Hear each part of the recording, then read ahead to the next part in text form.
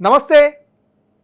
జనగాంలో అడ్వకేట్లపైన జరిగిన దాడి గురించి రాష్ట్ర వ్యాప్తంగా అడ్వకేట్లు మరియు తెలంగాణ బార్ అసోసియేషన్ బంద్కు పిలుపునివ్వడం జరిగింది. రాష్ట్ర వ్యాప్తంగా ఉన్న అన్ని బార్లు కూడా స్వచ్ఛందంగా ముందరికి వచ్చి రాష్ట్ర వ్యాప్తంగా అడ్వకేట్లపైన జరుగుతున్న దాడులకు నిరసనగా ఈ రోజున తెలంగాణ రాష్ట్రంలో ఒక బంద్కు పిలుపునివ్వడము, కోర్టులలో ఎక్కడికక్కడ లోయర్ కోర్టులు కానీ హైకోర్టు కానీ పూర్తిగా స్తంభించిపోయినట్టు మనం చూస్తున్నాం.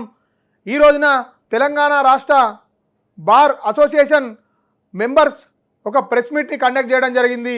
దాని యొక్క ముఖ్య సారాంశం ఏమిటంటే, జనగాంకు సంబంధించిన ఇద్దరు అడ్వకేట్లపైన జనగాంలో అక్కడ ఉన్న ఎస్ఐ సిఐ గారు దాడి చేయడం జరిగింది.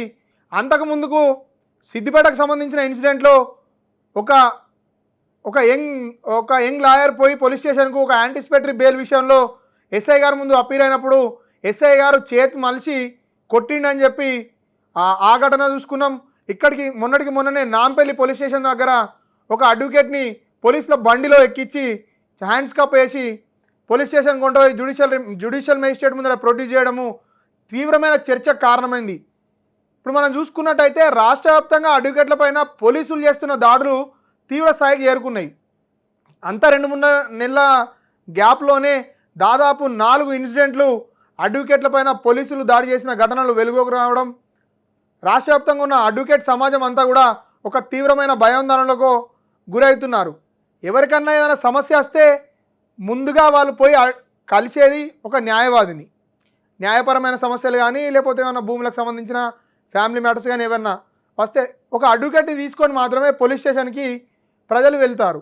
ఎందుకంటే అడ్వకేట్ వస్తే తనకి ఇంకా కొంచెం చట్టం పైన ఇంకా నాలెడ్జ్ ఉంటుంది అనే విషయంతో. కానీ అట్లాంటి న్యాయవాదులపైనే పోలీసులు విచక్షణారహితంగా దాడులు చేయడం జరుగుతుంది. మనం చూసుకున్నట్టయితే ఒక వీడియో విపరీతంగా వైరల్ అవుతుంది.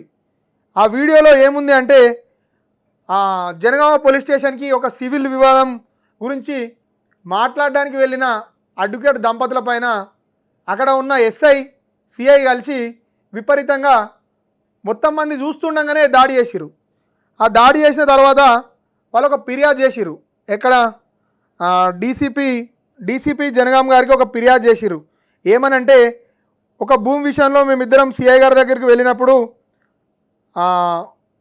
ఆ విషయాన్ని సిఐ గారు పట్టించుకోకపోవడం, నిర్లక్ష్యంగా వివరించడం, దాని గురించి మాట్లాడినందుకు మా ఇద్దరి మీద దాడి చేసిరు అనే విషయాన్ని అడ్వకేట్ గారు ఆ ఫిర్యాదులో డీసీపీ జనగాం గారికి ఫిర్యాదు చేయడం జరిగింది. అక్కడే డీసీపీ జనగాం వారి ఆదేశాల ప్రకారం అక్కడ లోకల్ పోలీస్ స్టేషన్లో ఆ సిఐ ఎస్ఐ మీద కేసు నమోదైంది. క్రైమ్ నెంబర్ 521/2024లో ఒక క్రైమ్ రిజిస్టర్ అయింది. కొత్తగా వచ్చిన బిఎన్ఎస్ చట్టాల ప్రకారము సెక్షన్ 152 మరియు 126, 35, 79, 3 సెక్షన్ 5 కింద కేసులు రిజిస్టర్ చేయడం జరిగింది.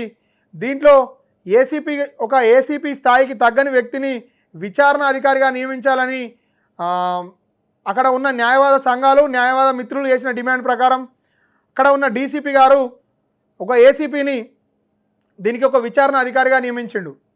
మనం చూసినట్టయితే ఇంతకుముందుకున్న గత ప్రభుత్వంలో వామన్ రావు దంపతులను నడి రోడ్డు మీద దుండగులు నరికి చంపిరు.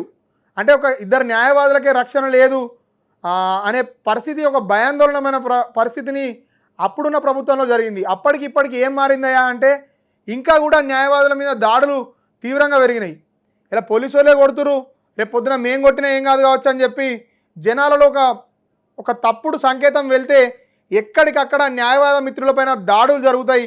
ఈ దాడులను అడ్డుకోవాల్సిన కనీసమైన బాధ్యత ప్రభుత్వం మీద ఉన్నది. ఇట్లాంటి దాడులు చేస్తున్న అధికారులపైన చట్టపరంగా చాలా కఠినమైన చర్యలు తీసుకుంటే తప్ప ఇట్లాంటి దాడులు ఆగే అవకాశం లేదు. మీరు చర్యలు తీసుకోకపోతే ఈ దాడులు ఇంకా తీవ్రమైన రూపం దాలుస్తాయి. అడ్వకేట్లు చాలామంది దాడులకు గురయ్యే ఒక కల్చర్ అనేది రాష్ట్రంలో డెవలప్ అవుతుంది. అప్పటికి ఒక కల్చర్ అనేది డెవలప్ అయిన తర్వాత అది ప్రభుత్వం కావాలని ముందటికి వచ్చినా కానీ ఆపే పరిస్థితులలో ఉండదు.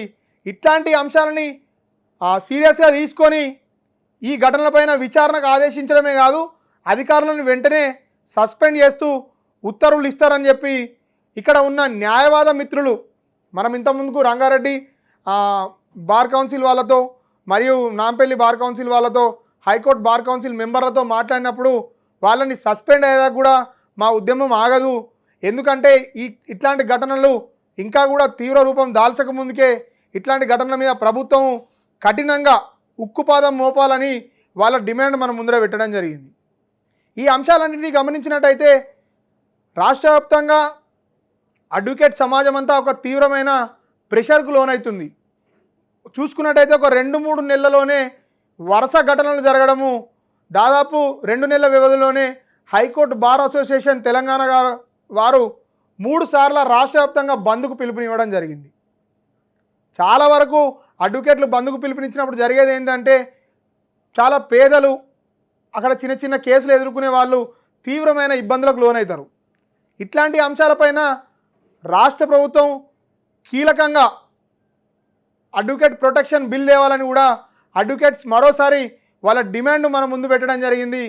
ఇలాంటి అంశాలు జరగకుండా రాష్ట్ర ప్రభుత్వం కఠినమైన చర్యలు తీసుకుంటుందని ఆశిస్తూ నేను మీ సద్దాం.